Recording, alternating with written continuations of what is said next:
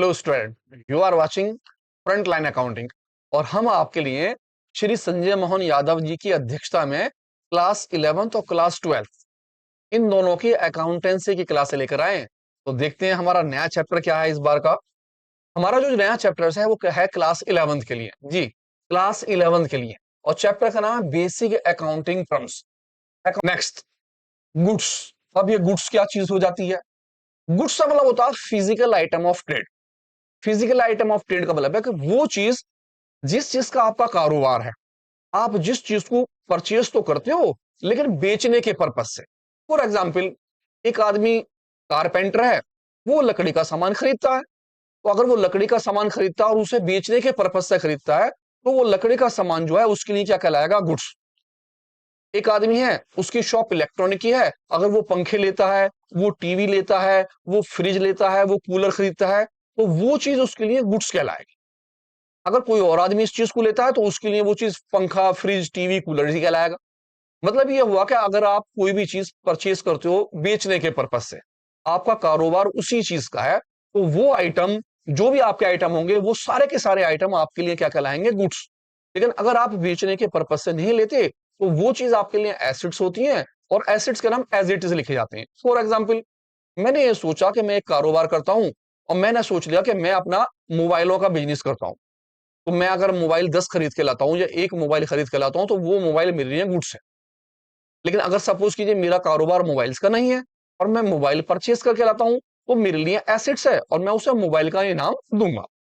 तो गुड्स का मतलब हो गया वो फिजिकल आइटम ऑफ ट्रेड, जिसे आप खरीदते होते हो लेकिन बेचने के पर्पज से लेते हो, तो वो चीज क्या कहलाती है? गुड्स। नेक्स्ट, नेक्स्ट है हमारा लाइबिलिटी। अब लाइबिलिटी का मतलब क्या हो गया? लाइबिलिटी का मतलब हो गया कि वो अमाउंट जो फर्म पे करती है। जो फर्म क्या कर रही है? पे। आपके जो भी रुपए हैं जो आप पे कर रहे हो, आपके ऊपर जो कर्ज है, कर्ज को हम क्या बोलते हैं? लाइबिलिटी। लाइबिलिटी का मतलब है वो अमाउंट जो फर्म किसी को पे करेगी। वो उधार का भी हो सकता है, वो लोन भी हो सकता है, वो अदर पर्पज से भी हो सकता है। तो लाइबिलिटी कहलाता है क्या चीज? वो अमाउंट जो फर्म पे करती है, इन फ्यूचर पे करती है। ठीक है जी। जैसे सपोज की, जब आप कोई चीज परचेज करते हो, जब आप उधार में कोई चीज परचेज कर रहे होते हो, तो उस आदमी को जो पैसे पे करोगे, वो चीज क्या कहलाएगी? लाइबिलिटी। आप कोई बोरो करते हो, आप कोई लोन लेते हो, उसकी पेमेंट आप करते हो, तो वो क्या कहलाता है? लाइबिलिटी। अब ये लाइबिलिटी दो टाइप की होती है। एक तो होती है इंटरनल लाइबिलिटी। अब इंटरनल लाइबिलिटी का मतलब हो क्या? फर्म अपनी फर्म के अंदर अगर किसी को कुछ पे कर रहा है या पे करने वाला है इन फ्यूचर, तो वो चीज लाइबिलिटी कहलाती है।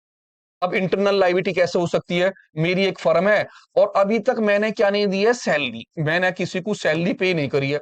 आप मानते हो, हम बिजनेस जब करते हैं तो हर महीने हम सैलरी पे करते हैं।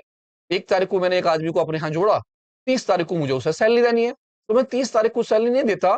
30 के बाद 1 तारीख, 2 तारीख, 3 तारीख, 4 तारीख, 5 तारीख या 6 तारीख या 7 तारीख तक मैं उसकी सैलरी पे करता हूं। तो 30 तारीख तक उसकी सैलरी तो हो गई, लेकिन मैंने उस पैसे को अभी पे नहीं करा है। तो जो पैसा मैंने अभी पे नहीं करा है वो क्या है? मेरी सैलरी। सैलरी किसकी है? वर्कर्स की। और वर्कर्स मेरे बिजनेस के अंदर के हैं या मेरे मैनेजर्स, उन पैसों को देना है। या कैपिटल, ये चीज मेरी क्या कहलाती है? Internal liability. कैपिटल भी इंटरनल लायबिलिटी होती है, क्योंकि हम फर्म के अंदर कैपिटल को एज ए उधार पैसा लेते हैं, तो वो इंटरनल लायबिलिटी कहलाती है। किसकी? मैनेजर वगैरह की सैलरी। एक्सटर्नल लायबिलिटी, जब आप परचेज करते हो, आपने कोई चीज परचेज करी, और परचेज करी किसमें? क्रेडिट में, और उस आदमी के पैसे देने, या फिर आपने कोई लोन ले लिया, लोन वाले के पैसे देने, तो वो कहलाता है एक्सटर्नल लायबिलिटी। और जो पैसे फर्म के अंदर पे करने हो, वो कौन सी हो गई? Internal liability. मींस लायबिलिटी में दो कैटेगरी हो गई। लायबिलिटी का मतलब वो अमाउंट जो फर्म पे करती है, आपके ऊपर जो कर्ज होता है, वो कर्ज लायबिलिटी कहलाता है। वो लायबिलिटी दो टाइप में हो गई। इंटरनल लायबिलिटी जो फर्म के अंदर की हो, एक्सटर्नल लायबिलिटी वो लायबिलिटी जो ओनर्स या जो मालिक फर्म के बाहर पे करता है।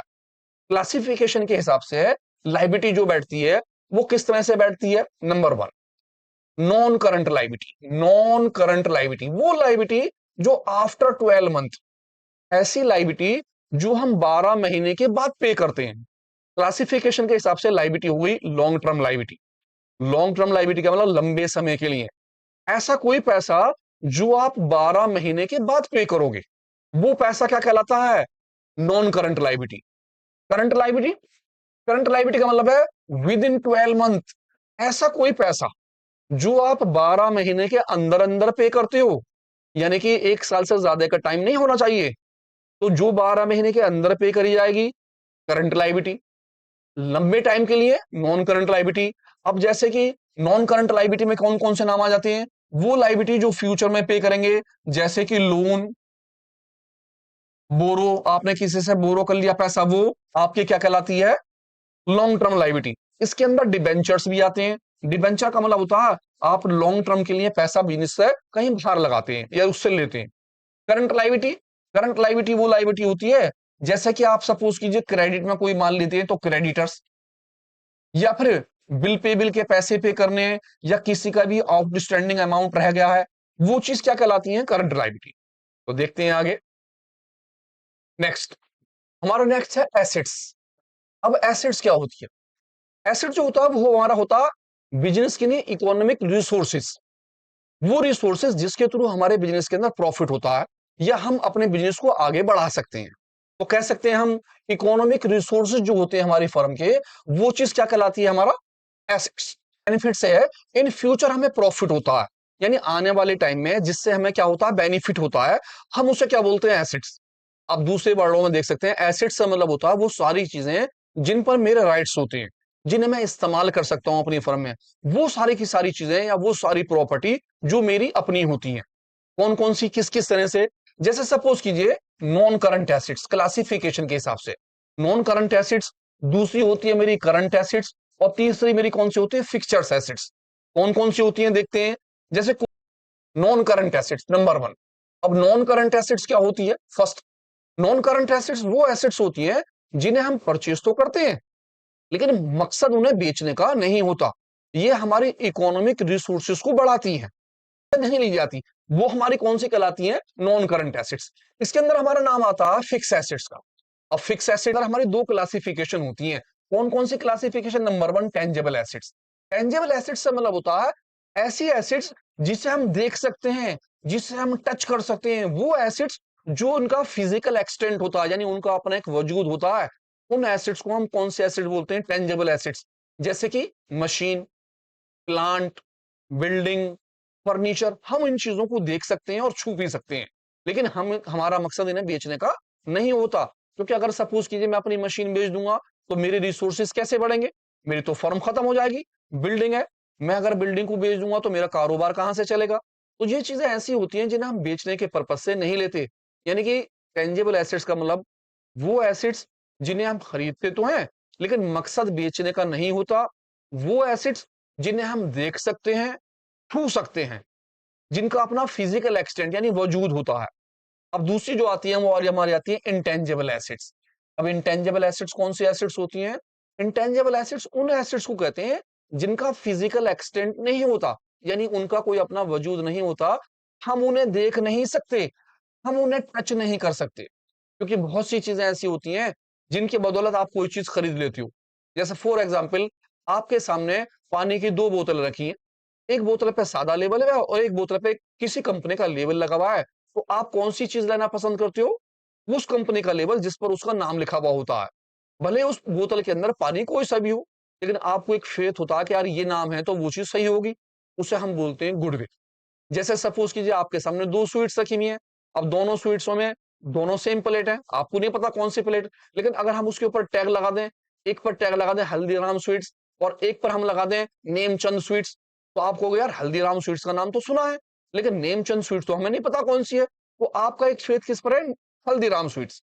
इसी तरह जब आप कोई कपड़े लेते हो तो आपका कोई ना कोई ब्रांड होता है, आप उस ब्रांड के बदौलत कपड़े लेते हो। आप कोई ज्वेलरी लेते हो तो ज्वेलरी के अंदर एक ब्रांड होता है, आप उस ब्रांड के बदौलत लेते हो। इसका मतलब है इंटेंजिबल एसेट जो होती है वो होती है वो एसेट्स जिन्हें हम खरीदते तो हैं, लेकिन हम उन्हें छू नहीं सकते, हम केवल नाम से उन चीजों को लेते हैं। उन पर हमें फेथ होता है, उनकी गुडविल से लिया जाता है।